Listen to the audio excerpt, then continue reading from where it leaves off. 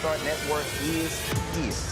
Oh, no punches! I'm real revolutionary right now. Support this man, Black Media. He makes sure that our stories are told. Thank you for being the voice of Black America, Roland. Stay black. I love y'all. All momentum we have now, we have to keep this going. The video looks phenomenal. See, this difference between Black Star Network and Black-owned media and something like CNN. You can't be Black-owned media and be scared. It's time to be smart. Bring your eyeballs home. You dig?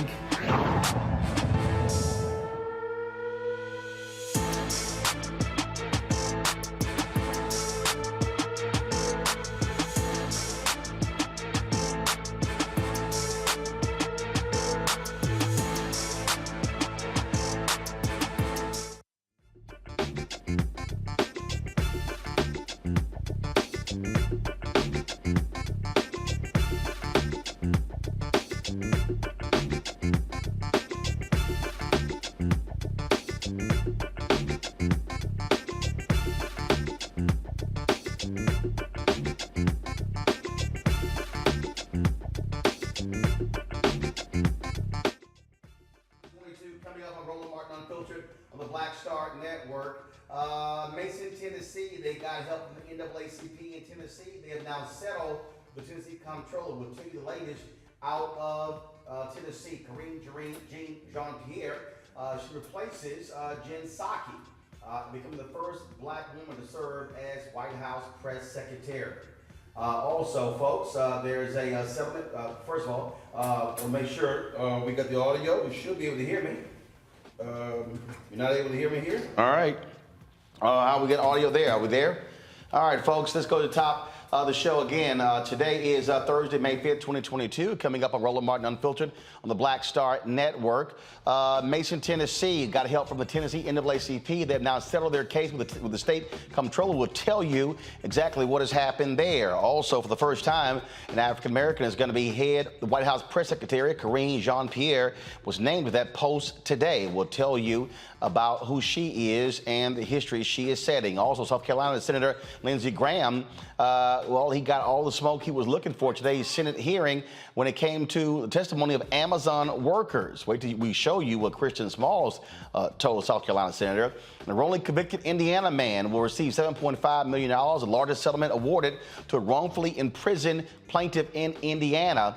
And the conduct of a Maryland officer that has Prince George's County facing a $7.75 million lawsuit is not a convicted felon. North Carolina's primary is less than 2 weeks away. We'll talk with one of the candidates who is trying to replace Congressman G.K. Butterfield in Congress. And plus, continue our discussion with members of the Poor People's Campaign about their mass march in Washington on June 18th. Folks, it's time to bring the funk on Roland Martin Unfiltered on the Black Star Network. Let's go. He's got it. Whatever the miss, he's on it. Whatever it is, he's got the scoop, the fact, the find. And when it breaks, he's right on time and it's rolling. Best believe he's knowing. Putting it down from sports to news to politics. With entertainment just for kicks, he's rolling. It's on go, roll, y'all. It's Roland Martin.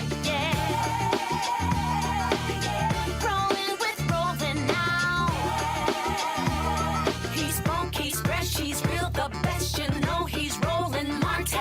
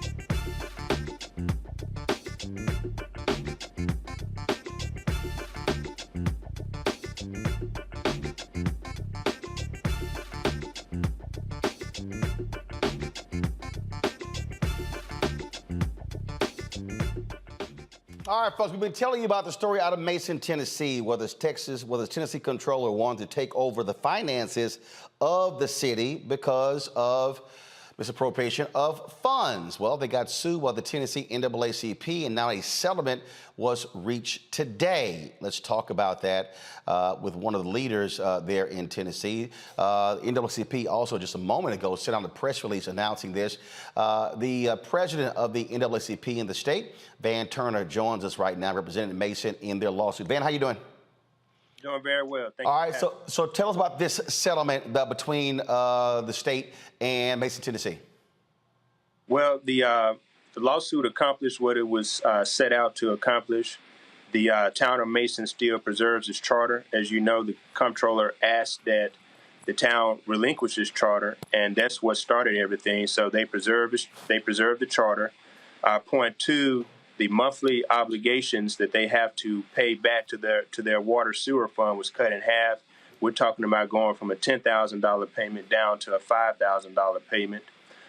The weekly obligation in which they had to report has now been pushed out to a monthly obligation, which is a lot more feasible and reasonable for the part-time CFO for the town of Mason.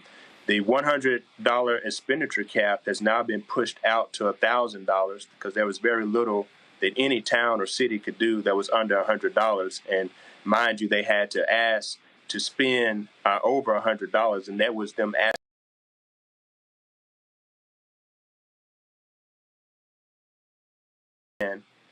which we thought was punitive, has now been reduced down to a 2-year plan has now been reduced down to a 4-month plan. So all of this will end as far as the corrective action measures. All of this will end on August 31, 2022. So we counted as a victory for the town of Mason, and we were happy that we were able to represent them in this matter.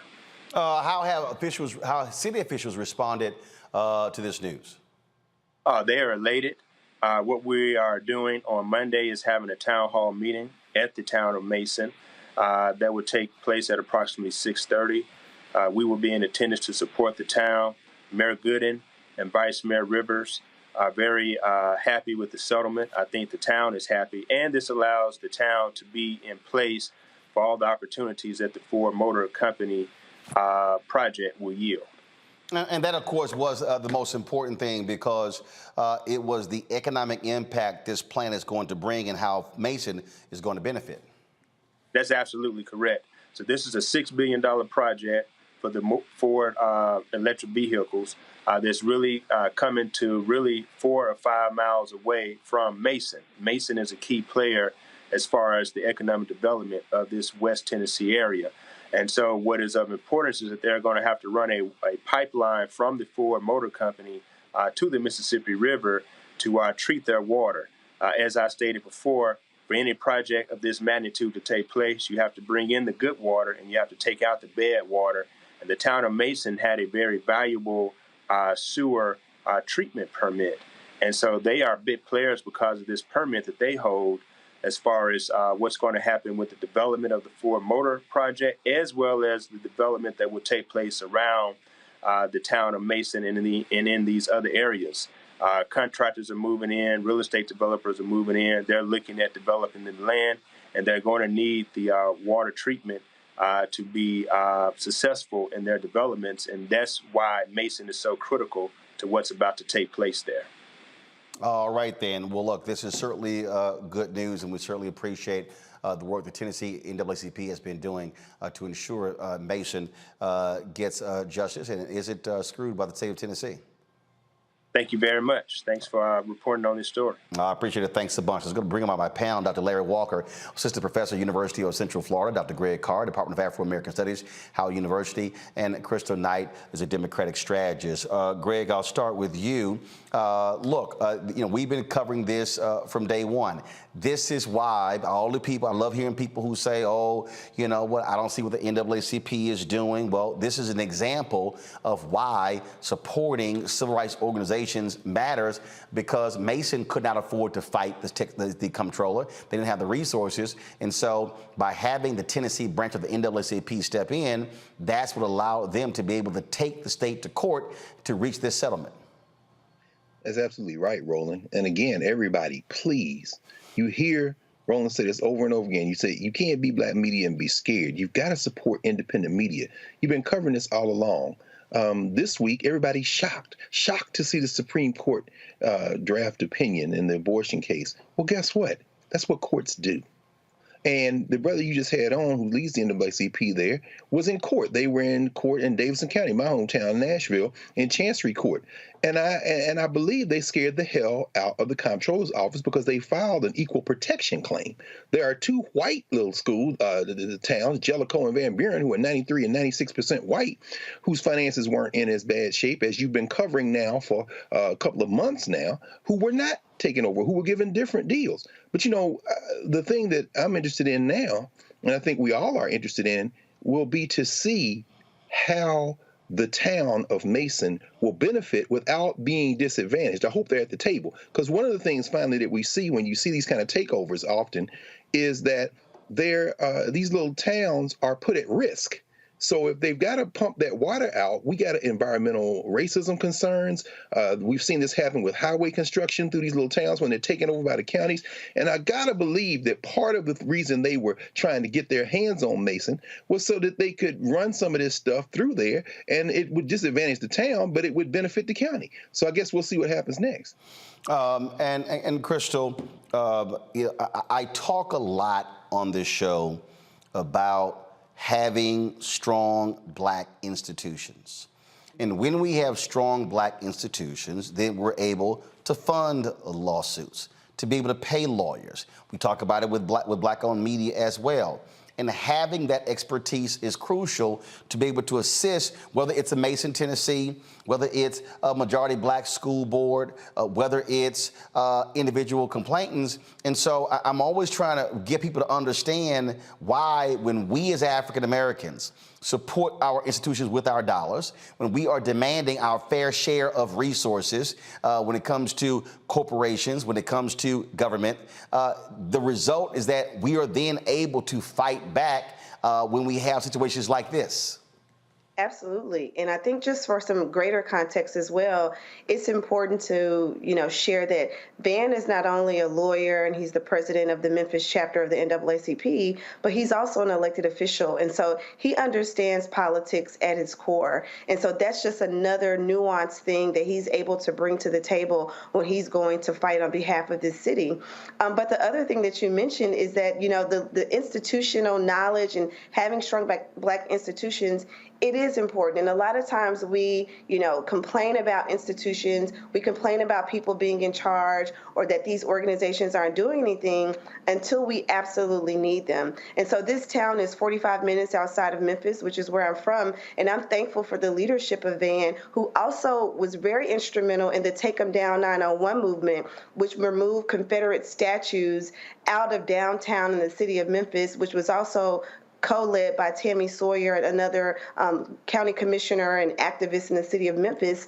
And so when we have our collective political power, legal power, and, grassroots power combined, that absolutely helps in instances like this. And I like what Dr. Carr stated, that, when Van and the NAACP showed up to represent this small town that was really being bullied by the Comptroller's office, that set the tone for where the conversation could go and what, the community needs. And one other thing that I wanted to add that he stated about just the environmental things that the city needs is hopefully there's a group in the city that's able to negotiate a community benefits agreement. What is something that Mason can receive on behalf of this forward project that will absolutely benefit the residents of the community, that will absolutely be a long-term project where this major corporation isn't just coming in and, using resources that are, located in the city,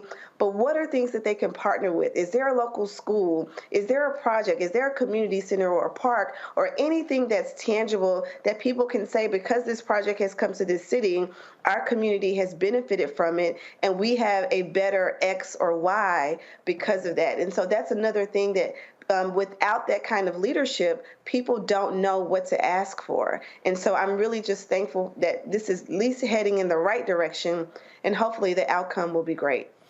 Larry. So congratulations to the folks at Mason.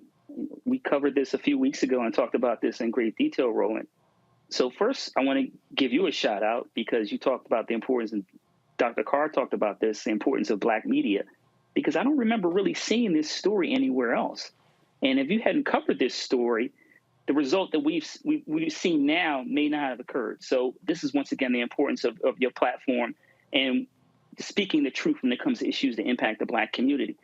One of the things I was pleased to see in this agreement is that there was an end date, because that's one of the things that I worried about, that this would go on for years and years and they would be watching the town like with a microscope.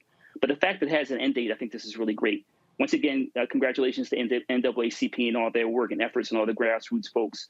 But once again, it shows the power of the Black community galvanizing around an issue. And listen, we have to take what happened at Mason and this, I guess you can say, certainly a win. And we have to continue to use this when it comes to other issues throughout the country in which states or even the federal government are trying to force Black folks, particularly Black communities, to do things they shouldn't have to do, particularly when it comes to relinquished power. But once again, I was pleased to see this outcome.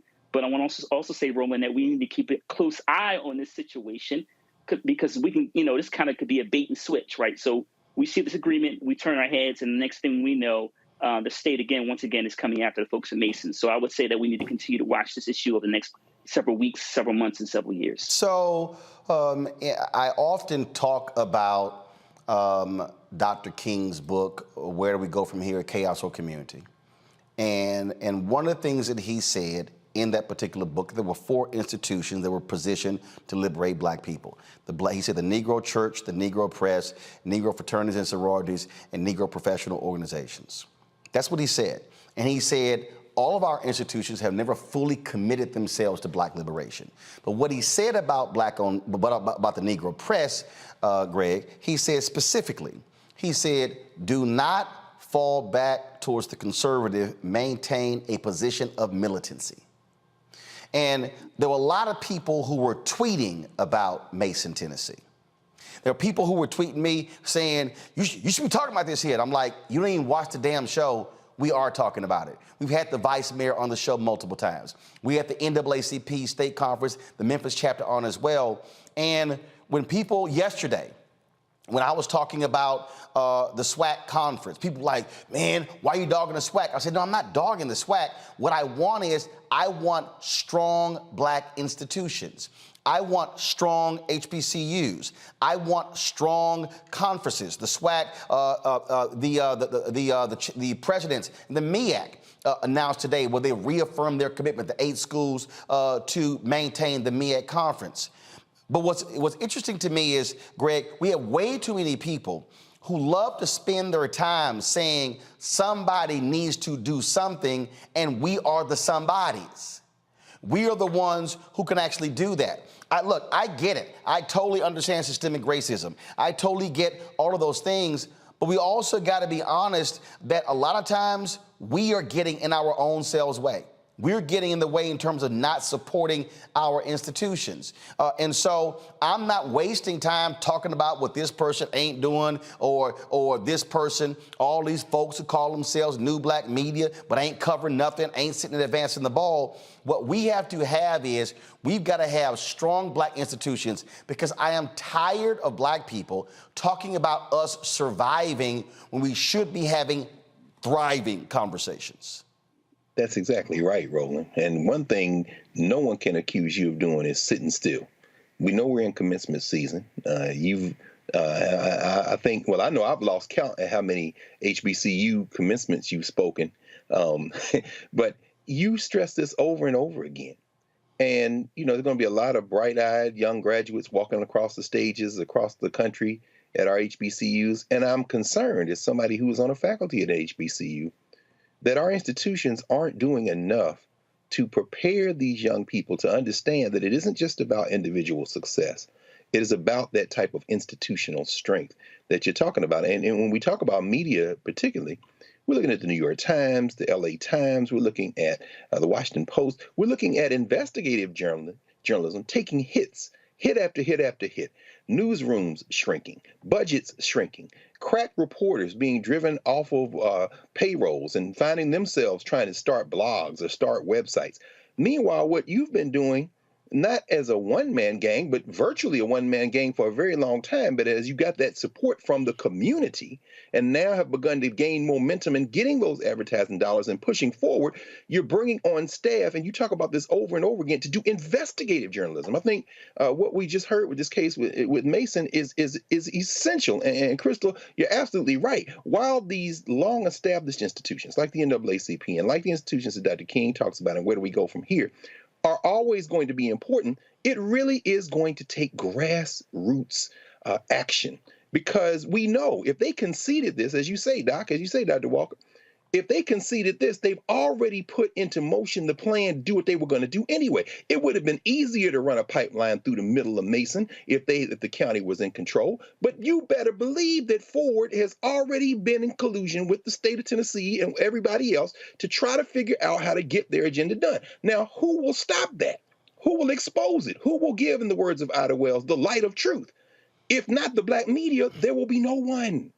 And so, Roland, when you talk about the importance of black media and the importance of supporting our strong institutions, it isn't about that great internship. It isn't just about getting that shiny award at being the reporter who gets to come in as an apprentice at one of these white institutions or linking up. No, it is about a black institution that isn't just black, but as you say, is not scared and has the requisite skills to stay after this story for, as you say, Larry, weeks, months, years necessary. And that takes resources, and it takes somebody who knows what they're doing to train people to do investigative journalism, because this story is far from over. It is far from over. And Crystal, this is not just about us covering the story, but again, it's also why when I listen to people, and I hear it all the time, this group ain't doing this, not doing that. I remember when I was in Chicago, and people were often complaining about the South Side branch of the NAACP, and they sucked.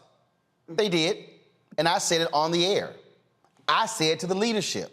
But what I also told people was, go in and take it over. Literally, find out when the election is, find out how many, guess what? If the last election, if 75 folks vote, go recruit 100 people to give $30 to membership, and guess what? Don't even tell anybody, and walk in there and run your own slate and take it over. That's what Nakima Levy Pounds Armstrong did in Minneapolis when they took over that particular branch. What I'm saying is we have black institutions that are in need of black expertise. Right. And we've got to also be honest, because see, I love people who say, well, man, you always criticize. And look, we talked about yesterday what happened at Florida A&M. Florida A&M should be ashamed of themselves for running off that brother who was an athletic director. Here you had, and here you had a competent brother where they were running a deficit in the athletic department for a decade. They've had a balanced budget for the last 3 years. They ran him off. Why? Because he was sitting here making changes. They ain't never made that much money in the history of the athletic department. We've got to have competent, strong African Americans. And let me say this here. One of the reasons why many of our black professionals don't want to fool with black organizations, because they don't want to deal with bullshit. And so here you have Van, an attorney, head of the state conference of the NAACP. A brother just took over the Georgia branch of the NAACP. I see this all around the country. We've got to learn to put egos aside, and we've got to create strong black institutions, because Mason, they could not do this, and it was the NAACP that stepped in and able to help Mason, bringing their firepower, legal power to stand with him. And so for the people who say, well, I don't know why I should be supporting them, this is why. And if they do something you disagree with, feel free to say something. Right. No, I couldn't agree more with what you just stated. And one of the things that I loved, I always say this, I hear what you say, but I see what you do. And so a lot of people who complain about these longstanding institutions like the NAACP, like the Urban League, and like many of the others, they just complain, but they're not there putting in the work to actually make things better. We complain about, quote unquote, aging leadership or seasoned leadership, but the younger folks, these younger generations of people who have the time, the money, and the attention, they, sometimes we just don't spend the time dedicating our volunteer hours or the time that we could volunteer to make our communities better. And so when we go out and vote, that's great that everyone is exercising their right to vote, but what are you actively doing beyond the vote? What are you actively doing to make your community better? And being a part of a historic Black institution is an easy way. It's low-hanging fruit, as we say in politics, for you to get involved, makes real impact in a short amount of time or a long amount of time, depending on the project.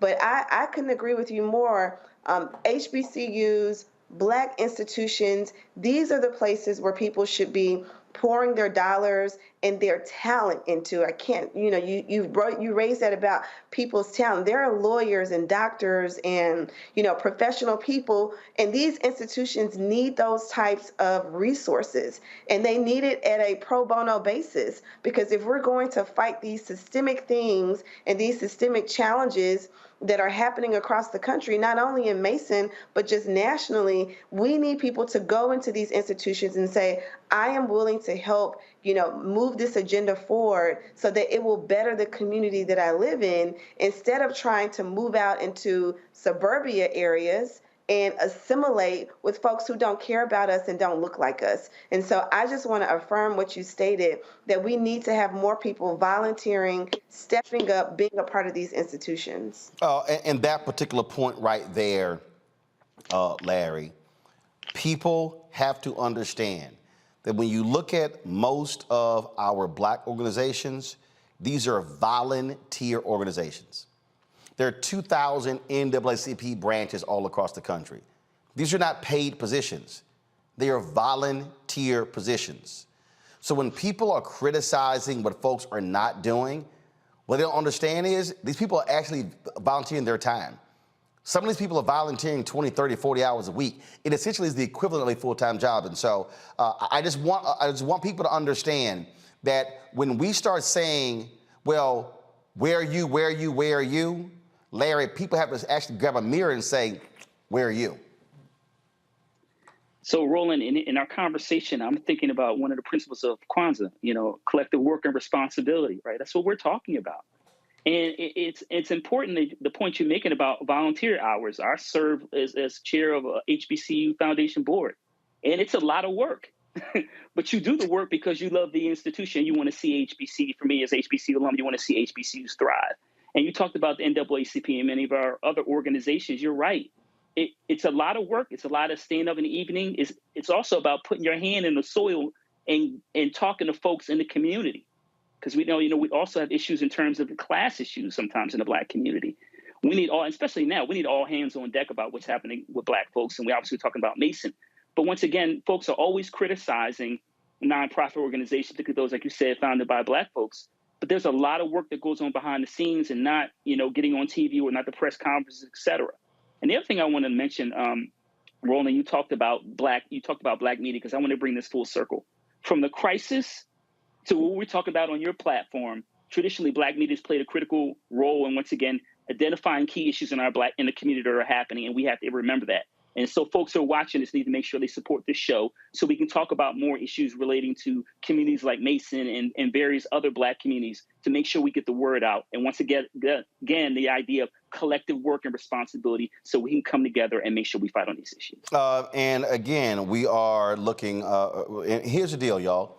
And I know the national office, they've already sent the appeal out, but give directly to the Tennessee branch. Right. Give directly to the Tennessee branch. They're the ones who filed the lawsuit. They're the ones who led it. Give to them. And so, I'm going to see, I'm looking for their website right now. And again, folks, I want y'all to understand this, because this is also part of this thing. You know, just way too many of our folks, you know, we're expecting these folks to do all this work, and we expect them to do it for free. And so that's not how it works. Okay, so this is what I want you to do. Pull it up, please. I want y'all to go to, pull it up. I want y'all to go to TNNAACP.org.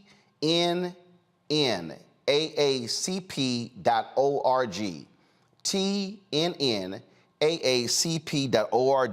You sit here and you see there are two banners. There's the Tennessee State Conference. There's the national headquarters. I want you to give to the Tennessee State Conference. If you are appreciative of the work that they did in this particular lawsuit to help Mason, Tennessee, I want you to donate to the Tennessee State Conference of the NAACP. That's what I want you to do. And so again, the link is TNNAACP.org. TNNAACP.org. Support that branch. They were the ones who filed the lawsuit against Mason, Tennessee. Support them in what they did. That's how we're able to build a collective and build and grow stronger. All right, folks, got to go to a quick break. We come back. We're going to talk Poor People's Campaign, Karine Jean-Pierre becoming the first Black American to be White House press secretary, and other issues. You're watching Roland Martin Unfiltered on the Black Star Network. I'm Deborah Owens, America's Wealth Coach. And on the next Get Wealthy, we're talking cryptocurrency. Does it scare you? Does it confuse you? Well, Black Americans are investing in cryptocurrency more than anyone else. And on the next Get Wealthy, Professor Tanya Evans joins us to talk all things crypto. Crypto presents a really interesting opportunity for direct peer-to-peer access to the potential for extraordinary wealth. That's right here on Get Wealthy, only on Black Star Network. This week on The Black Table with me, Greg Carr, reparations. Is it finally time? Two of the country's foremost authorities on the subject will join me to try to answer that very question. A powerful installment of The Black Table with me, Greg Carr, right here, only on the Black Star Network. I'm Angie Stone. Hi, I'm Teresa Griffin. Oh, Roland. Hey, Roland, I am so disappointed that you are not here, first of all. Where's our dance? It's like we get a dance in every time I see you. And so now you're not here for me to dance with, sir. You and your ascot. I need it. I need that in my life right now. Okay, I love you, Roland. What's up? I'm Lance Gross, and you're watching Roland Martin Unfiltered.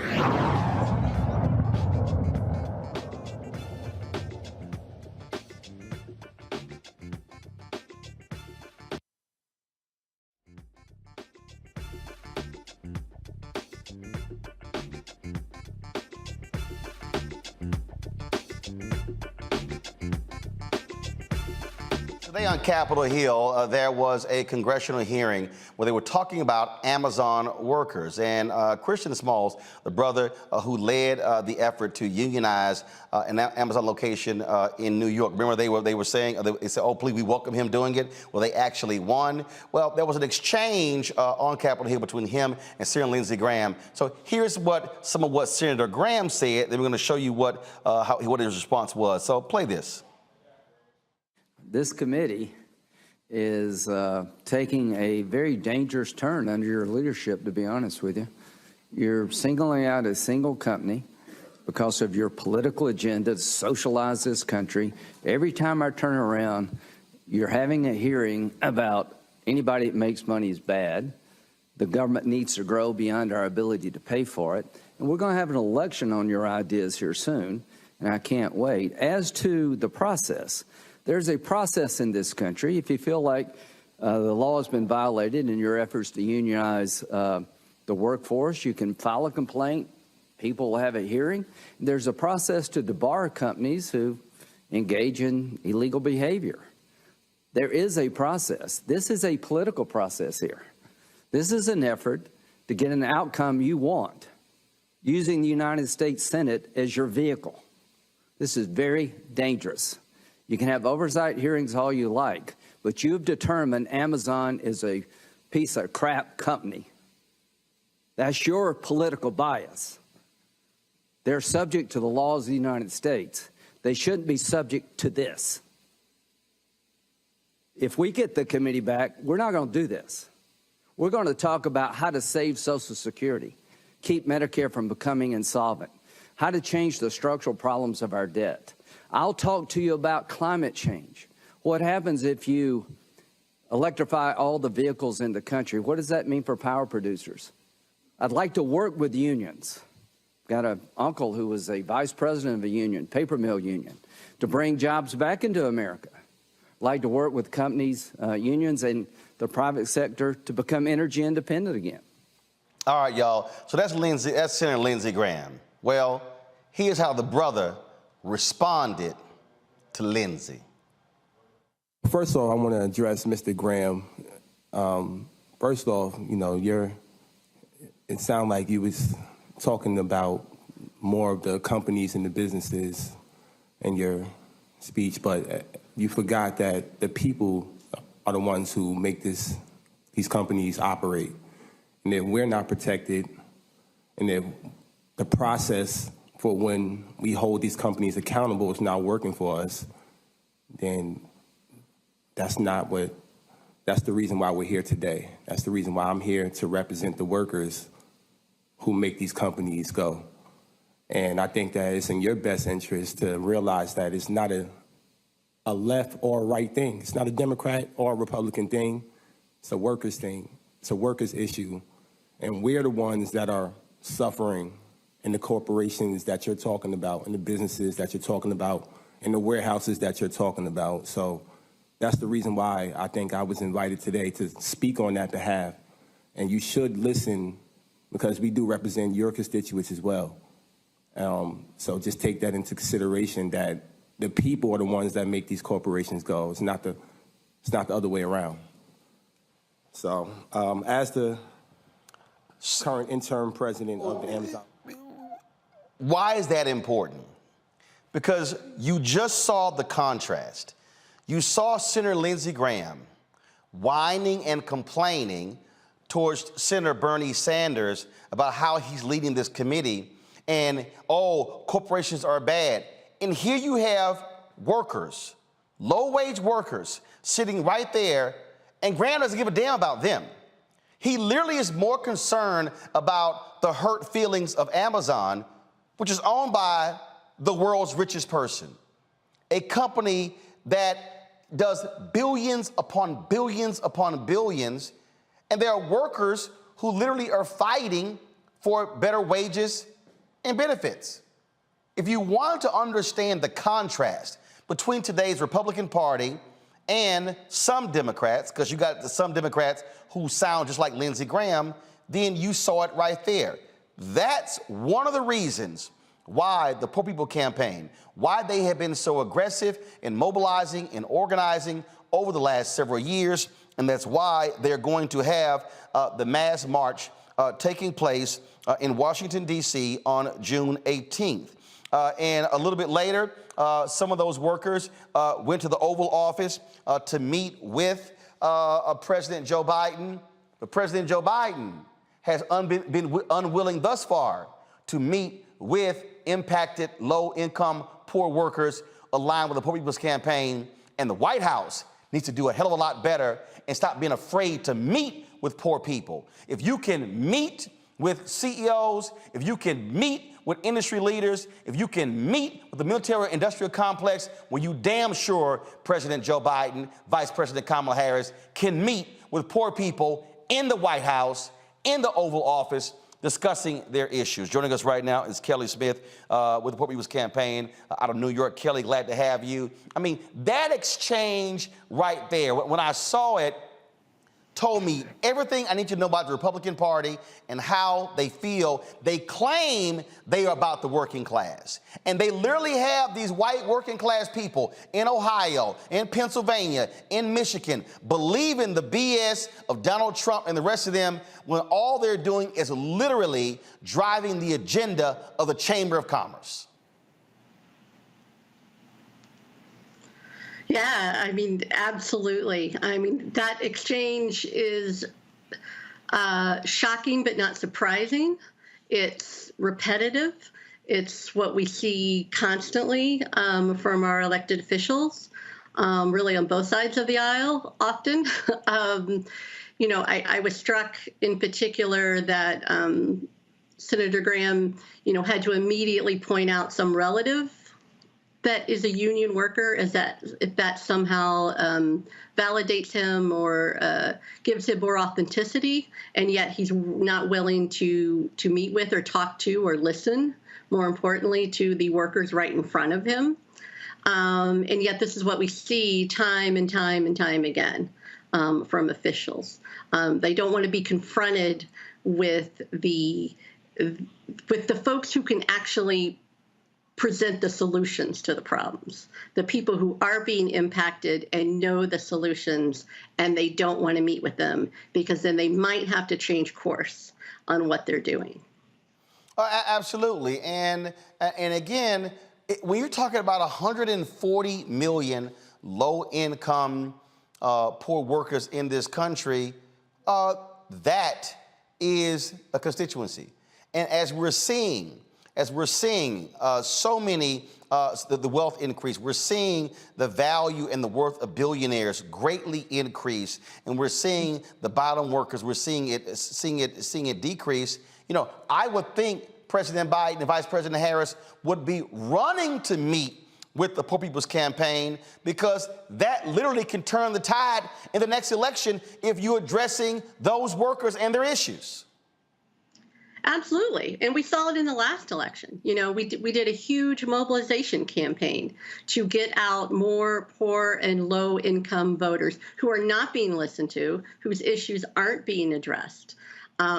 Again, as you so rightfully pointed out, that the 140 million of us, and we know those numbers are only growing. We know it's at least 43% of Americans.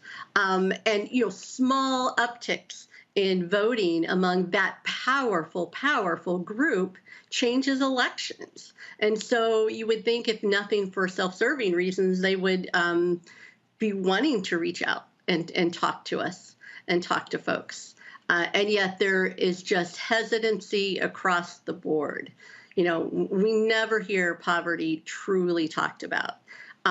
We bring people before their committees and before them all the time, and it is so hard to get them to, you know, to truly listen to what we have to say and to what our people have to say. Indeed, I want to bring in my panel here, and Larry, I'll start with you, because when we're talking about what is happening, when we talk about the effort that's being put into place for June 18th, I mean, this is a rekindling, if you will, or picking up where Reverend Dr. Martin Luther King Jr. left off with the Poor People's Campaign in 1968. The whole point of that was to bring poor people to the nation's capital, to show political leaders, to put a face on it. And I know for a fact, again, look, I talked about frat brother Reverend Barber all the time, our alpha brother, and the White House has been wanting to meet with him individually, but not him and the workers. And he said, no, if you gonna meet with me, you gonna meet with the poor folks, because you're gonna have to look and listen to their stories. Yeah, Brother Barber is a man of the people. He's not worried about, you know, just an opportunity to go to the White House and have a press conference and, you know, see it on CNN and some other platforms and hear and cover it, and then that it's forgotten. And it's really important that, you know, the chair of the New York State made a really important point about those who are not being listened to. And like, they're voters. We got an election coming up here in just a few months. And it's really important that we talk about issues related to poverty. And the problem in this society is that it's criminalized. And let's just be clear about that. we talk about, supporting those who are most in need, whether it comes to health care or child care or some of the other issues that are really important, folks don't want to talk about that. And it's really important that we keep the pressure on people. And, in June, I'll be there at the march because we need to make sure the voices of the voiceless are being heard.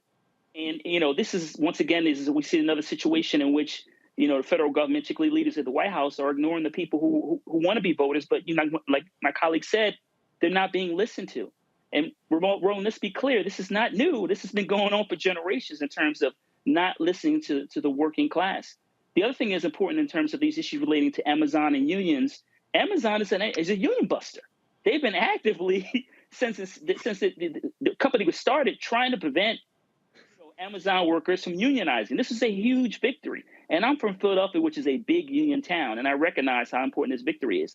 But the White House has to listen to the voices of those underserved, marginalized populations in our community.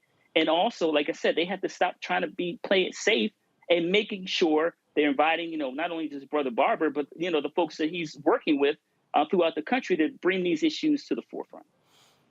And the reality is, Kelly, I mean, look, low-income workers, they're American citizens. They're voters. And if you're talking about who you're more likely going to turn out, you are more likely to turn out low-income, poor workers if you're Democrats than trying to reach conservative suburban white women who, I don't care how hard you try, they ain't voting for you. Absolutely. The Black vote is critical to this Democratic president and this midterm election that's coming up. And we remind our Black voters over and over again, do your part, go to the polls, make sure that we keep folks, that vote like us in power. But we're asking, what have you done for us lately? If you won't meet with us to hear our demands, to hear why we want you to continue to serve us, then why should we be motivated to go back into the polls? And so that's something over and over again that this president and this administration, quite frankly, continues to do, is to take our votes for granted. And so I think, this highlighting this story about the Poor People's Campaign, highlighting folks like Chris Smalls, who I think deserves an award for everything that he has done to really reimagine what unionization looks like in this country.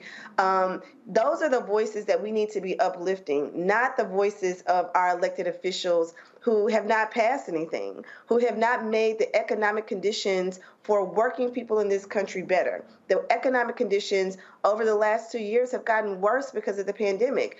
People, the rich have gotten richer, the poor have gotten poorer. And so there's no greater time than right now to have this conversation about the Poor People's Campaign. There's no greater time than right now to really bring these folks, bring these coalitions to the table to really listen and understand, because these are the same voters that this administration and that this party is going to depend on come November. And if we're unwilling to listen to the base of the people who vote for us, or the base of the people who vote for you, why should they turn out in return to help your party stay in office? And so I think that that's something that the Poor People's Campaign will be highlighting when they come to Washington in June. And hopefully the administration is thinking about that when they're telling folks no. Kelly, again, you would think they'll be reaching out to you. Mm-hmm. They'll be trying to reach you. Mm-hmm. Go ahead. Yes. Mm-hmm. I mean, you would. You would think. Oh, sorry. I'm sorry. Were you? No. Hold on. Go ahead, Kelly. Oh, sorry. Yeah, you would totally think that they would. You would think that they would want to hear from their constituents. You would think you would want to hear from their, and yet we know that this is strategic. We know that this is a strategic response. They've been told over and over again. So we know that this is an intentional, just like they're trying to stifle the voices of organizers and union workers and folks fighting for a union. They're trying to stifle the very powerful voice of poor and low wealth people all across this country, because they know that, they can see the shift is coming and the change is coming. And what they are maybe not fully aware of is that we are not going anywhere. We are getting stronger, and we are uniting, and we are fighting, and we are not going to sit in our anger and our frustration and allow things to continue as they are when the system is broken. The system is keeping people poor. It is keeping people marginalized. It is keeping people divided, and it is keeping them from voting. And we will be there in force in D.C. on June 18th. And this will be, just the beginning. This is not a day, it's a declaration. We will be saying that we are a force to be reckoned with, and you will listen to us, and we're not going anywhere. And the thing, Greg, for the people out there who are utterly confused, this is not a day of just having a march. No, this is literally an opportunity to speak to the issues, but serve really as the kickoff for the campaign from June going through November. Yes. And again, the importance of Black media in general and the importance of the Black Star Network and Roland Martin Unfiltered in particular. This has been a daily drumbeat of coverage that you've been providing in tandem with the Poor People's Campaign. And I was watching the question and answer the other night, and all the information we need is right here. W.B. Du Bois, when he was addressing the first SNCC, the student, the Southern Negro Youth Conference in South Carolina back in the 30s, he gave a talk entitled "Behold the Land." And he said the future of Black folk is in the South. But that also extends to the future of poor folk. When we see this draft opinion that leaked, and the white nationalist party is now quiet as a church mouth because it was a little premature. I think they're worried about a potential event horizon. When we saw that, we know that the people who are going to be affected, the women that are going to be affected, are the poor. Are going to be Black and brown women. Are going to be women without resources to be able to protect themselves and to even get basic health care. And we see all those forces converge in South Carolina. Little Lynn Graham is a wholly owned subsidiary of Home Depot and Pfizer and Amazon, who are among his big campaign donors in South Carolina. Over the last decade, we've seen South Carolina expand mightily into South Carolina with their distribution centers, huge tax breaks that the South Carolina legislature, controlled by the white nationalist party, has given them. And to see that brother today, Chris Smalls, in his fitted and grills, refer to Lynn Graham as Mr. and not Senator Graham, I like that kind of contempt, because that man should be held in contempt. And what we have to understand is that the Poor People's Campaign is extending the trajectory of Dr. King, who said over and over again that he was not a politician, that he was called to this work. And they were coming, as we know, and as you've talked about many times, Resurrection City, they were going to come here and stay. This wasn't a one-day event like 1963. They put a bullet in Dr. King, in part to try to slow that movement down. But out of what happened in 1968, we see strong unions. We see civil rights legislation. We see organization. And finally, and this is what I love listening even now, Sister Smith, Kelly, and listening over the nights that you've been covering this, Roland, the level of organization in this Poor People's Campaign is unmatched. I was looking at the bus schedule, the routes that are coming, the ride share buses that are coming from all over the country. And correct me if I'm wrong, I think that if you're going to get on one of those buses around the country, you got to get the best rate. And the rates are already low, but they say they go up after the 19th of May. So make sure you all get the seats. We're all going to meet here in Washington, and we're not going to go anywhere. The reason the poor are ignored in this country is because the people who think they can buy elections and break the back of the poor have bought the politicians who are under firm instructions to ignore them. But guess what? You get enough people together and you cannot be ignored. Kelly, final comment. Oh, I'm just so grateful for all the things that are being shared here. No, it is absolutely true. We are well organized. We are continuing to organize. We are mobilizing. We are across all sectors, all communities. So many of us have been called to this movement. It is not just an action or something that we do, but it is a true calling. And we will be coming out in force across every line of intended division. We will be breaking down those lines of division, and we will be organizing together. And it is going to be a mighty, beautiful day in D.C., but it will be a declaration of our force. And then, as organizers, as we've been saying, and then the work really begins on the 19th. So we just want folks to come out and to join us and to contact their state campaigns. And we have a strong, strong, strong campaign in New York. And we just welcome everyone to join us. Kelly, we surely appreciate it. Thanks a bunch. Keep the fight up. Thank you. All right, Thanks folks, don't forget to support us in what we do. Download the Black Star Network app on all available platforms: Apple phone, Android phone, Apple TV, Android TV, Roku, Amazon Fire TV, Xbox One, Samsung Smart TV, and of course, support our Bring the Funk fan club. Every dollar you give goes to support this show. So if you have a check or money order, send to P.O. Box 57196, Washington, D.C. 20037-0196. Cash App is $RM Unfiltered. PayPal is R Martin Unfiltered. Venmo is RM Unfiltered. We got 2 Zelle emails, Roland at RolandSMartin.com, Roland at RolandMartinUnfiltered.com. We'll be right back. When I first moved to LA, me and Joe lived together, right? And that was a big blessing because I didn't have to worry about paying rent. You know, out here struggling, doing my thing, and that was a big, big help. And then when I moved out, I think that's when I saw the division because I think Joe felt like I didn't need him anymore. And it wasn't that. It was like, I'm a grown-ass man, 2 grown-ass men. But actually, that is true. You don't need him anymore. Right. When you grow up, first of all, when you grow up, it's like, hey, you help, and it's time you get your ass out the house and go do your own thing. Right. He didn't want me to move out, but I'm like, you know what? At the time when I moved out, I mean, what? Were you paying a light bill? I wasn't paying anything. And I said, you know what? I need this responsibility. It's going to make me work harder in my career if I know I got rent to pay, I got bills to pay. I was paying a cell phone bill. That was it. No, but Joe was treating me like a little butler, because I'm telling you, I was like Benson. Now, I'm telling you, man.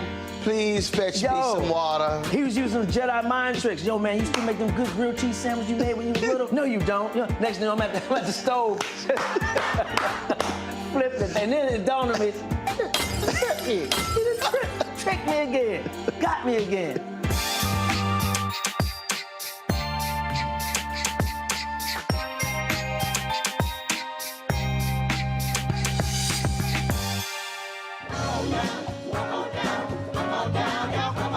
Welcome you to the launch of the Mass Poor People's Low Wage Assembly and Moral March on Washington, D.C., June 18, 2022. We are a new, unsettling force, and we are powerful, new, unsettling force, and we are here. We're rising up to demonstrate the compelling power that we, poor and low-income people, have to reconstruct society from the bottom up. And we need to do it with the loudest voices possible, the biggest actions possible. Because we know that there is no scarcity in this land. The only scarcity is the moral will to do what's right. Hold on, just a little while longer. We are those with sub-minimum wage jobs who can't afford sky-high rent. People with disabilities are the fastest growing minority group. It's crazy to me that in 2021, it's still legal for workplaces to pay a sub-minimum wage to people with disabilities. There are still so much trial and tribulations that we go through as Indigenous people. We can't get a decent wage to sustain ourselves, nor can we get adequate housing. Veterans across this nation say enough is enough. We can't pat essential workers on the back on one day and then cut their health care the next day. Health is a political choice. What more do I need to do to prove that my voice is just as valuable as anyone else's? There are still forces in denial that would try to slow walk our transition to a clean economy and a just future for us all. We have an immoral system run by immoral people. But together we walk, and we walk and we fight. It's time for a change. Reconstruyamos esta gran nación. See, we are people of resilience. As we fight these interlocking injustices together. When we work together, mobilize together, and rise together, we become a voice for the voiceless, and we become an agent of change in a time where great change is needed. We need the third Reconstruction to ensure that deaf people, people with disabilities and all people can have the right to live and to thrive. We know what they are doing, but the question is, what are we going to do? Reconstruction begins when we change our mentality and say it's time for you to get your foot off of my neck.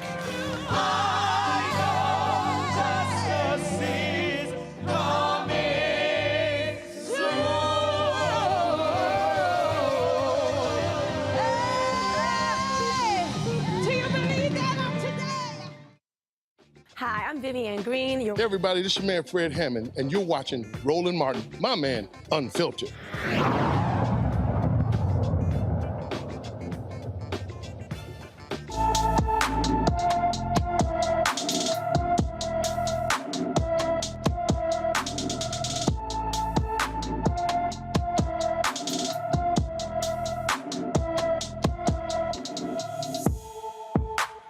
All right, folks, of course, we have our Black and Missing of the day. Torian Oaten left his Detroit, Michigan home on April 28th and has not been seen since. He is 6 feet 2 inches tall, weighs 210 pounds, with black hair and brown eyes. He was last seen wearing a black hooded sweatshirt, black pants, black shoes, and carrying a red backpack. Anyone with information about Torian Oaten should call the Detroit, Michigan Police Department at 313-596-1240,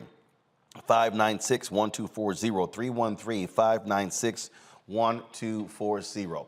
Folks, history was made today when President Joe Biden named Karine Jean-Pierre as the next White House press secretary. She becomes the first Black American and the first out LGBTQ person to hold the position. She will take over after the current press secretary, Jen Psaki, leaves for a job at MSNBC. Her last day is next Friday on May 13th. Jean-Pierre has served as President Biden's principal deputy press secretary since his inauguration. She also worked on the campaign, has been very much involved in Democratic politics for quite some time. Want to go to our panel and talk about this because it is indeed history being made, and it's very interesting. You already have these people who, first of all, you got stuck on stupid people who aren't even worthy of being named. And what they do is they run their mouths saying, this means nothing, this is symbolism. Well, first of all, somebody got to do the job. So somebody's going to do the job. And so to act as if we should not celebrate the reality of a Black American getting this job. Jean-Pierre, Karine Jean-Pierre, of course, is of Haitian descent as well. And so to have one of us standing at that podium speaking to the country is critically important. Let's go to our panel. Your thoughts? Well, I'll jump off that first one. It's critically important, right?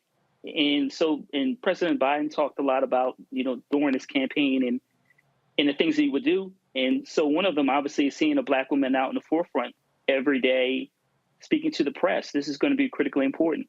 One of the things I think when we talk about, make sure we continue to support her throughout this process, is keep an eye out for those in the right, those right wingers that, without a doubt, are going to be criticizing her for whatever reasons over this throughout the president's term. We know that's coming. But I think, like I said, particularly the folks that I know that are of Haitian American descent, they're extremely excited about this, as they should. And I'm looking forward to it. And like I said, we just have to make sure we continue to support her when she has to deal with a lot of the nonsense from some of the other platforms we don't have to name. We already know. But this is, once again, this is really important. And like you said, Roland, the folks who are stuck on stupid or suggesting this kind of just some symbolic thing. This is the spokesperson for the President of the United States. And I know as a former congressional staffer, this is a big deal. So to see, and for all the Black girls out there who aspire to do great things, as they get older, when they see her on television, it's gonna be really important. Just like when Black women see VP Harris, this is important. It's not just symbolic. This is a person who's essentially the voice for the President of the United States. So congratulations, and I look forward to supporting her throughout the tenure. So Crystal, when President Obama was in the White House, I wrote a column shortly thereafter criticizing the lack of Black people in his press office.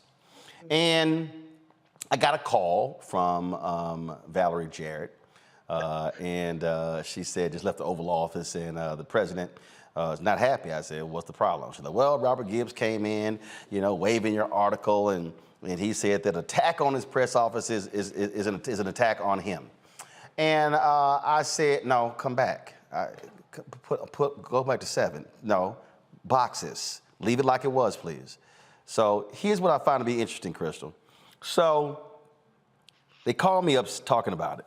And I said, well, didn't I tell y'all it was going to be a problem? Before y'all got in the White House, if the White House press secretary office looked as white as it was in the campaign? Yeah. So why y'all calling me? Didn't I not tell y'all I was going to say something? Yes. So why y'all mad because I said something? Well, what should we do? I said, go hire some black people.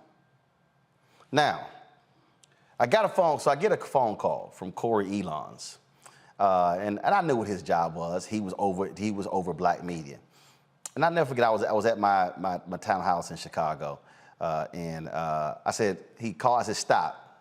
First of all, I know why you called, but you're gonna listen. You can put on your little notepad. We talked, but you're gonna listen. I said, Corey, do you know why I wrote that column? I said because see, you're gonna be stuck in the director of African-American media position if somebody like me doesn't say anything. I said, but see, I also wrote the column not because of the current job. It's the job you're gonna get after you leave the White House.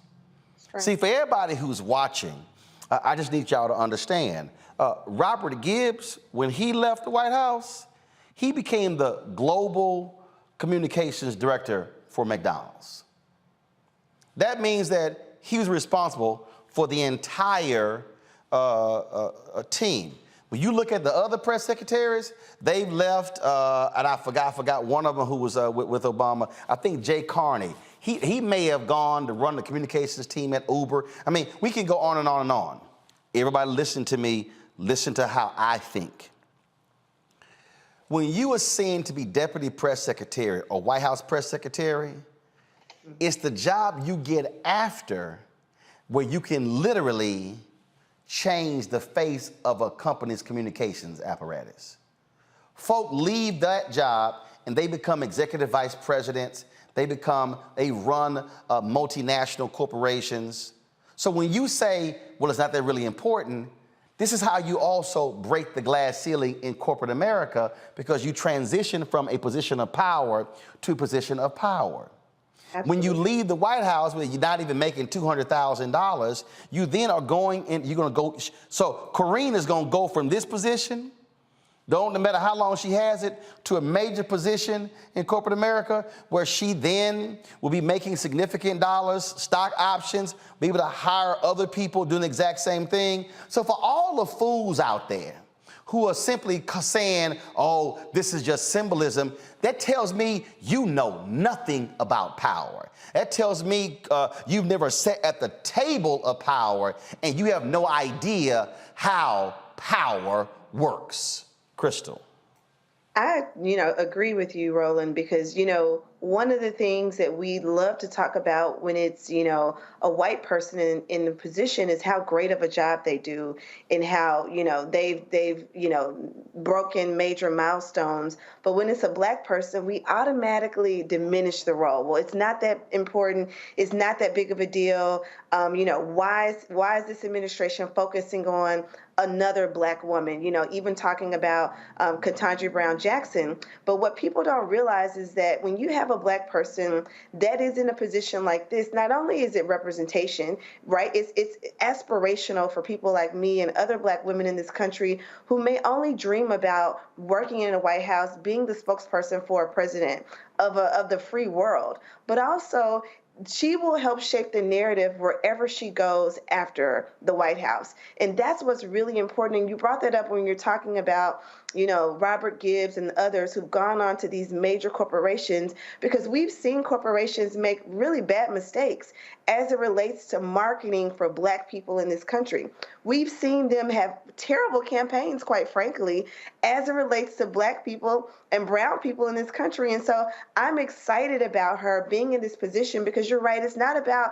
It is about right now because it's important that we have a person of color, a Black woman representing, being the voice of this administration in this moment in time. But wherever she goes next, she will literally be able to shape that narrative. And that is really, really important when we're thinking about, as consumers, how we spend our money, what we hear and see and feel in products, in companies. If we know that someone Black is there shaping the narrative, making sure that other Black creators and influencers and people who are in decision-making positions come in to spend their dollars, that means there will be other glass ceilings that can be broken because she has been in that position. And so I agree that people should not diminish the significance of this moment and what it means right now, because we don't know who she's elevating beneath her. She could be elevating another Black woman. She could be elevating a Black male. And I hope that she's thinking about just her own, the weight of what she's doing while she's in this role and the doors that she's able to open up for others. But absolutely, when you talk about the post-job experience and going into corporate America, it becomes really critical when we think about everything that we see and hear on TV and in radio and in media. If there is a Black person helping to shape that narrative, how many more of our stories can get told from a lens that is, obstructive and not just a white lens. The white lens in America is literally imprinted all across everything that we do. And so when we have the opportunity to have a Black person in charge, making those decisions, those final decisions, then that becomes really critical and important to the country. See, Greg, the thing that also jumps out, and I said Robert's Gibb left. Y'all, go to my next screen, please. Jay Carney, leader of global communications for Amazon. So what it's amazing. What I'm trying to get folk to understand, Greg, is we can't be so simple and think in terms of, well, that thing doesn't matter, when in fact it does matter when you talk about who is going to be at that podium every single day. What I also hope, and trust me, is not like she does not hear from me. She does. She gets text messages from me.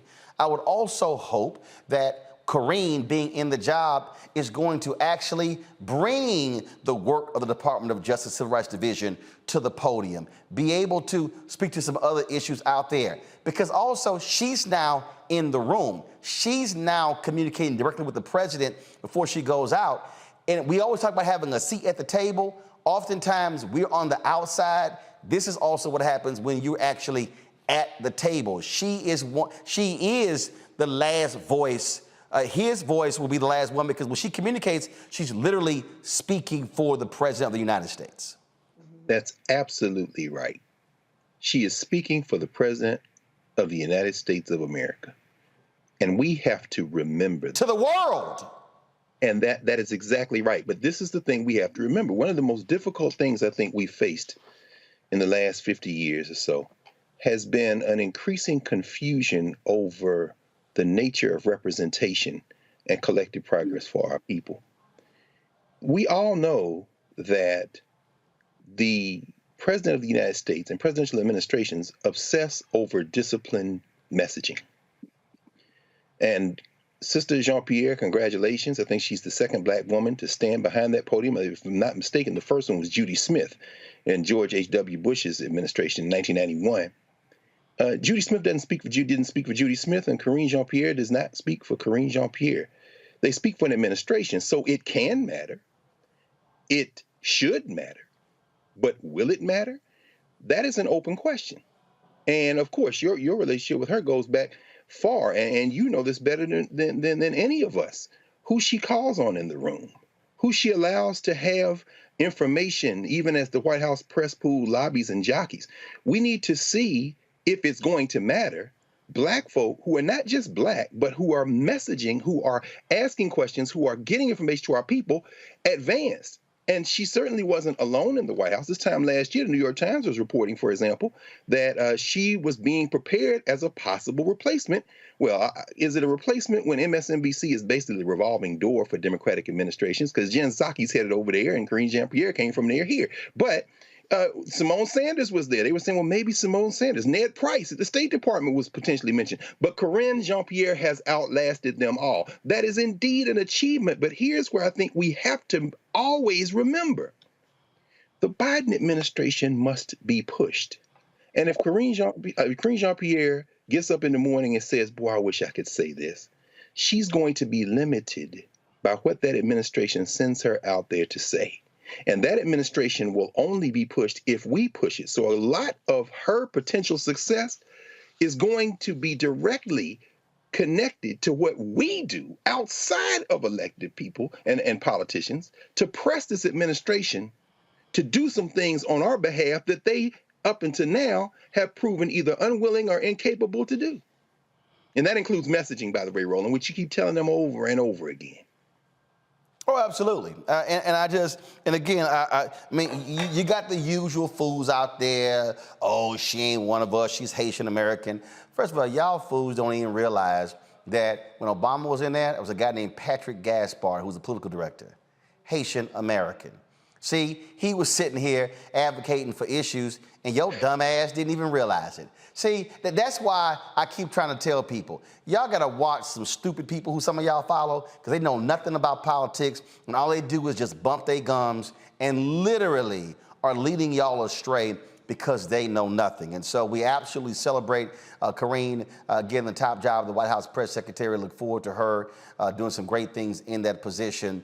But remember, y'all, it's not always the job you have today. It's the one you're going to have next week.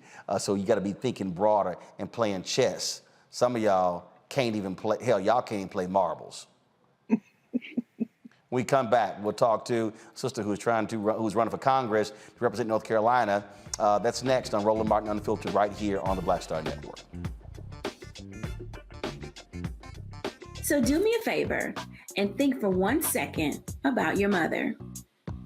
What comes to mind? Probably too many things to comprehend right now. Our moms, whether they're with us or not, are still probably the most impactful person in our lives. On the next A Balanced Life with Dr. Jackie, a tribute to our mothers. You won't want to miss it here on Black Star Network.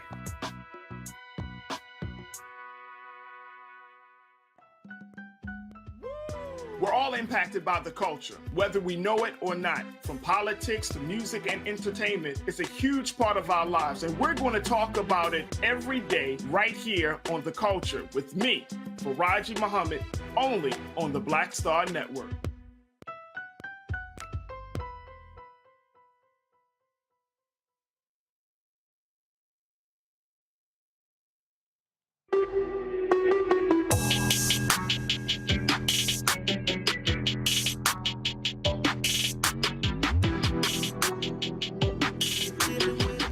Patrol Grooming is a men's grooming company that delivers on this promise every day to men everywhere. Everything we do, every product we make is designed to help you to present your best self. It's a promise they've kept since 1991 when they first introduced the Bump Patrol brand, the #1 men's product for smooth, bump-free, shaven, silky skin.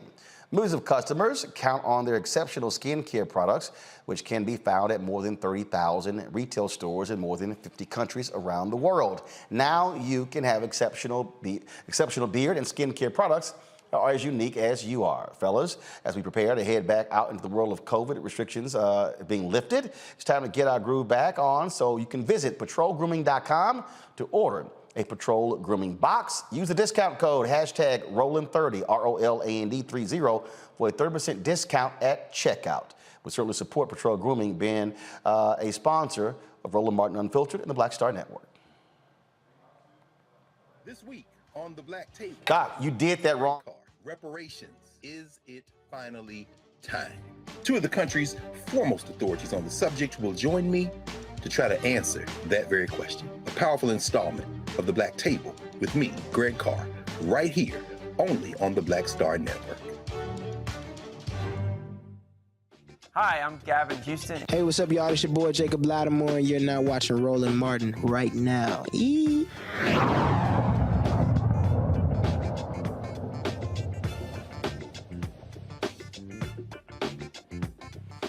All right, folks, Republicans have been doing all they can to stop Democrats from getting elected to Congress. They tried to rig the congressional districts in North Carolina, but was stopped by the courts.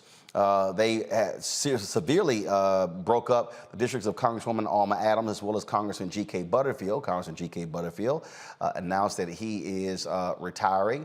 And so one of the folks who wants to head to Congress when the polls open on May 17th in North Carolina for their primaries is my next guest, Erica Smith. She's a former state senator, and she is running against current state senator Don Davis for this position. Both are vying again to be on the Democratic ticket for the 2nd Congressional District in North Carolina. Glad to have you here, Erica.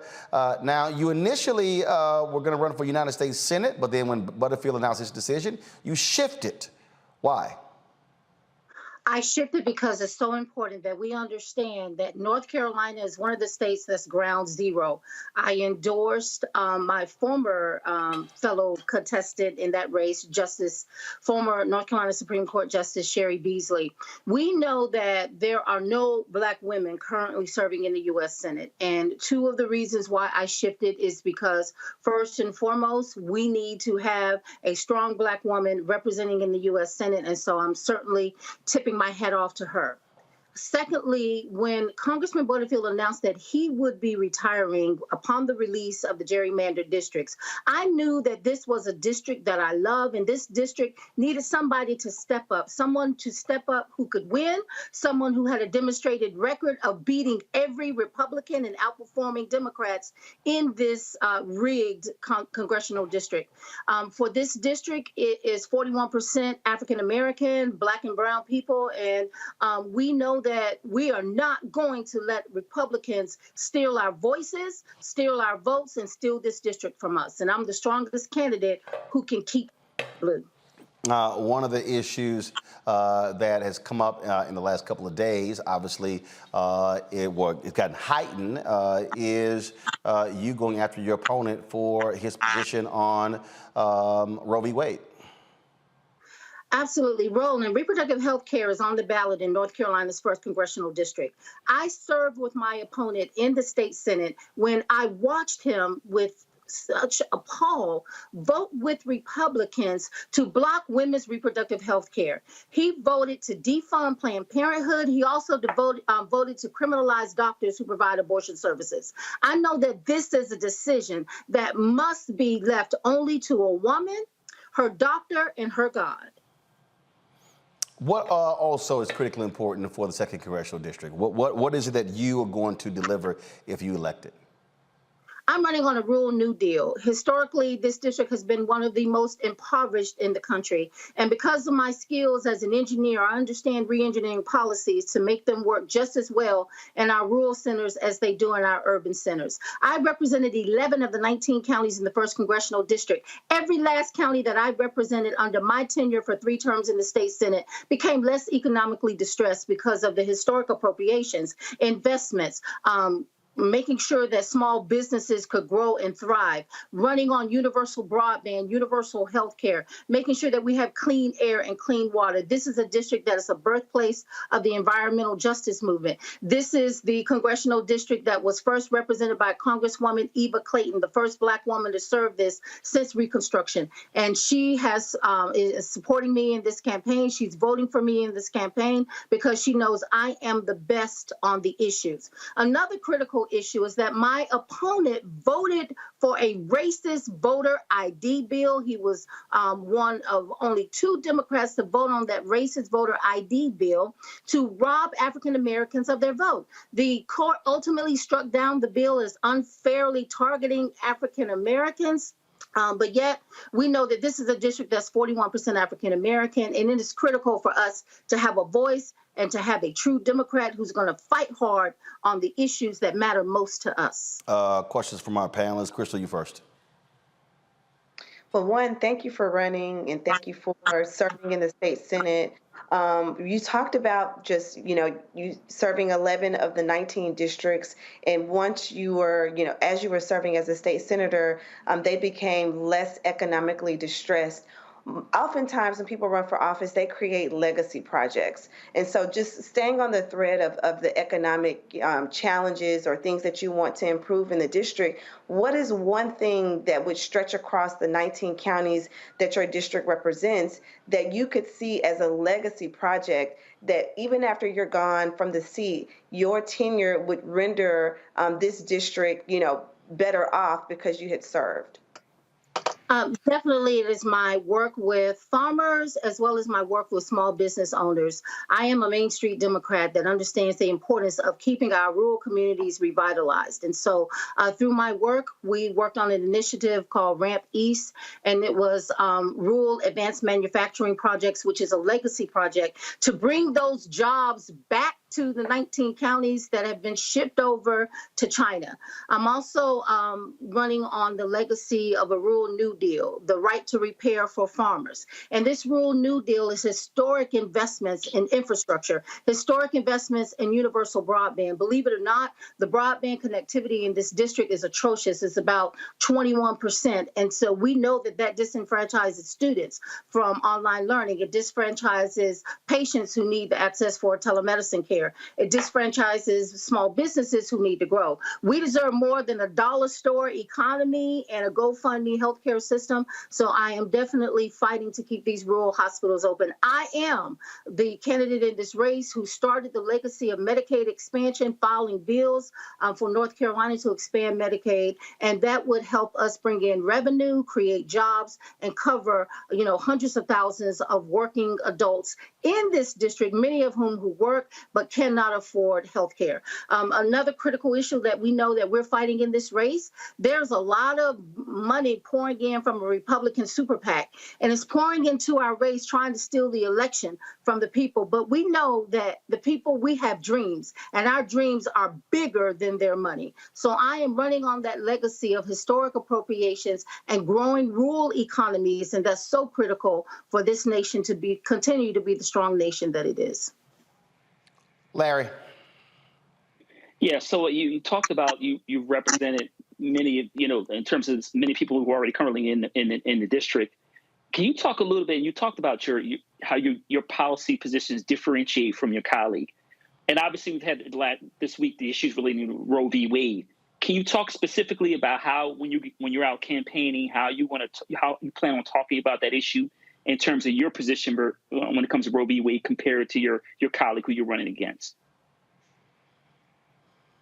Colleague, of course, is paying lip service to this.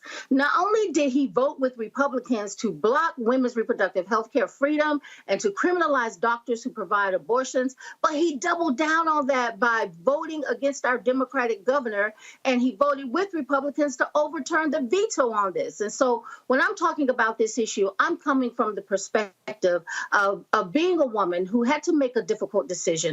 I gave birth to a 1 pound, 1/2 ounce baby boy at about 24 weeks gestation. And before I delivered Elias, my family and I had to make a decision on priority of life. And so the doctors asked, do you want us to save you or save your unborn child? Because we don't believe that we're going to be able to save both of you. I had pregnancy-induced hypertension. Black women's maternal mortality rates in this nation are worse than in developing countries. And North Carolina's is almost twice the average of the national average. So when I talk about this issue, no one had the right to make that decision. Yes, my husband had an opinion. Yes, my male sons who were 12 and 14, they had an opinion on whose life they wanted to be saved. But I, as the woman, had the sole right to make a decision about my life, to make that decision about what I'm going to do with my body and when.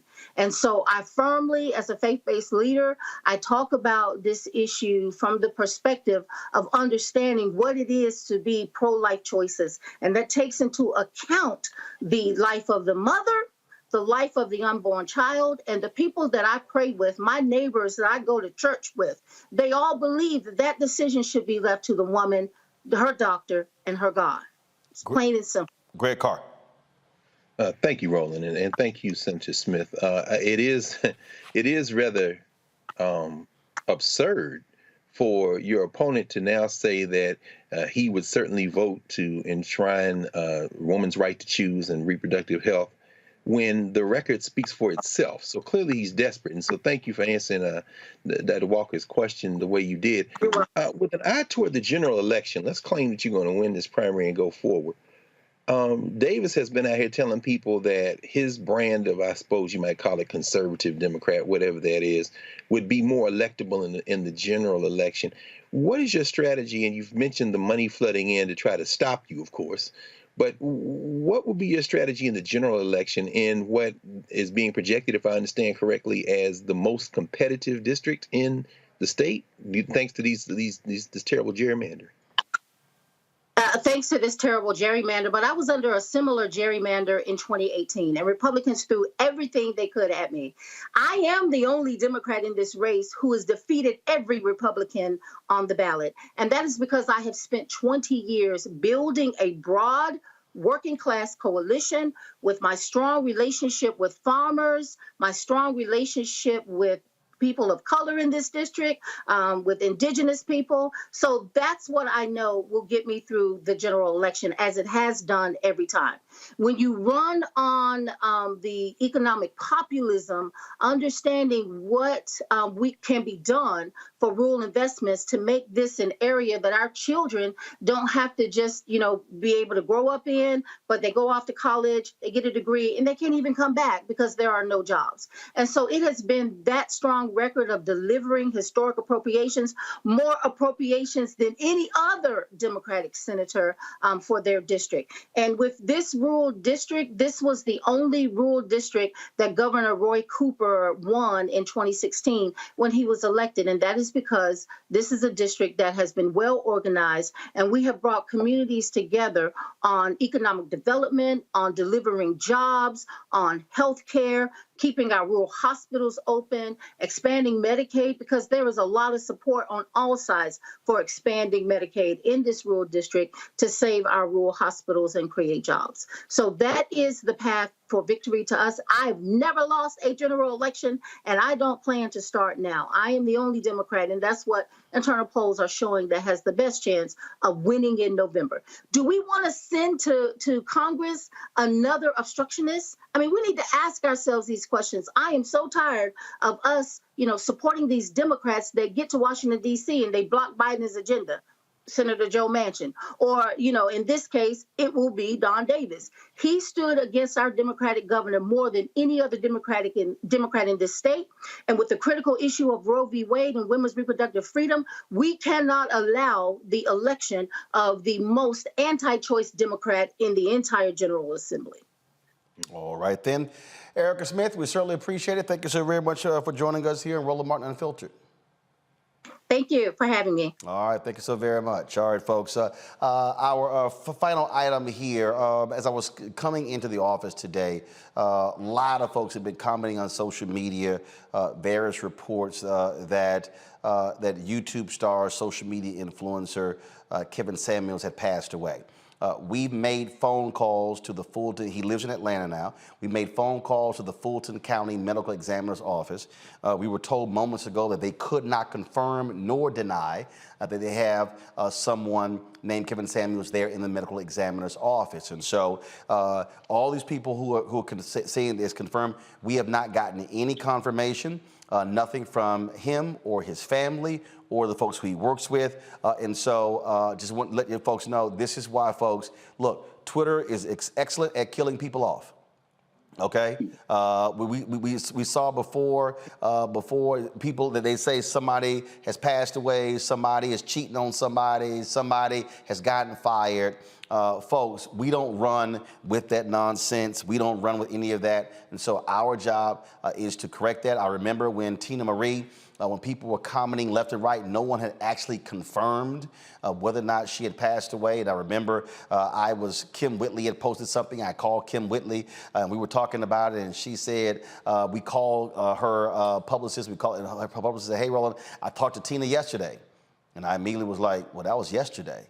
And so she gave me the number to Tina Marie's manager. And mind you, I wasn't even working the story. I was just actually just following social media. I called Tina Marie's manager. He said, Roland, hold on 1 second. Came back to the phone. He said, it's true. She's gone. But that's what reporters do. And this is why, y'all heard us discuss at the top of the show, this is what journalists do. And that is, we don't run to say somebody is dead, somebody's gotten fired. No, we actually verify first. And so there's a process, a procedure that we go through where we make phone calls, finding out people know. First thing I did was check. Kevin and I had DM'd back in December of 2020. I was checking to see if I had a number for him. I did not. That's what we do. We verify things. We double check things. This is why I keep telling y'all, stop listening to these fake ass so-called people calling themselves black media. They're not journalists. They're not credible. And so what we have to have are more people, more media outlets that target African Americans, that actually bring you verifiable information that has been vetted. We don't do rumors. We don't do those things because that simply is shameful to the individual and to the family as well. Now, I saw somebody sitting here saying, I don't care about this person. Well, that's your opinion.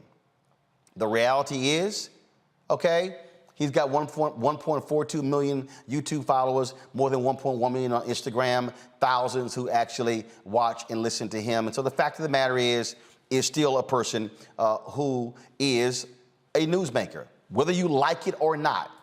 But again, I just want people, trust real journalists. Everybody with a YouTube channel and a camera and a phone ain't a journalist. So don't sit here and just believe whatever they say unless they check stuff. And so that's what we're doing. And so hopefully, whether it's true or not, we'll have information for you later tonight. Just watch our social media or on tomorrow's show. That is it. Let me thank Larry. Let me thank Crystal. Let me thank Greg. Reese's child was under the weather, so that's why she wasn't with us today. And so we appreciate all three of you being with us. Folks, I got to get out of here. Our good friend Zane, she has a new movie coming out. She invited me to the screening. It started at 7. I'm going to obviously miss it, but I told her I would still come by and say hey. And so we'll tell you more about that as well. Don't forget to support us in what we do. Let me double check YouTube. YouTube, why y'all got me sitting here having to tell y'all this here? It don't make no sense. You more than 2,000 y'all been watching, and we haven't even hit 1,000 likes. So y'all at 836. So y'all got about 1 minute to knock out the additional 164 likes so we can hit 1,000 likes. Please download the Black Star Network app. This, of course, look, our whole goal is simple. Do we want to always be on YouTube and Facebook? Absolutely not. We got to build the numbers up. This is our platform. We own it. So we don't have to ask anybody permission on what we run. So Facebook and YouTube got all of their algorithms and things that they take down. Well, when you own your own platform, you don't have to go through that. And so we want you to download the Black Star Network app. You can download it multiple times if you want. Apple phone, Android phone, Apple TV, Android TV, Roku, Amazon Fire TV, Xbox One, and Samsung Smart TV. And if you want to support us with your dollars make it possible for us to travel. In fact, I'll be traveling to Miami tomorrow, invited for the F1 Grand Prix in Miami. Willie T. Ribbs, the first African-American to race in the Indianapolis 500, invited me to the race, and so we'll be there this weekend. F1, so hopefully we'll bring back an interview with Lewis Hamilton, the top driver in F1, African-American. First of all, he's not African-American, he's from UK, but he's black, the top driver of all time in F1, and so hopefully that happens. And so P.O. Box, check your money orders, and y'all did, let me tell you something, I spent today sitting here signing, endorsing, and depositing, taking a picture with about 100 checks. I ain't even done yet. And I told y'all I'll do it, but I got to actually sign each one. So P.O. Box 57196, Washington, D.C., 200370196. Cash App is $RM Unfiltered. PayPal is R Martin Unfiltered. Venmo is RM Unfiltered. Zelle is Roland at RolandSMartin.com. Roland at RolandMartinUnfiltered.com. And yeah, I am rocking the black and gold today. I'm wearing my 25-year Alpha pen, but this year I've been a member for 33 years. And so Larry and Greg, you know, we always gotta let them know. So y'all can holler the bros, Hood Omegas.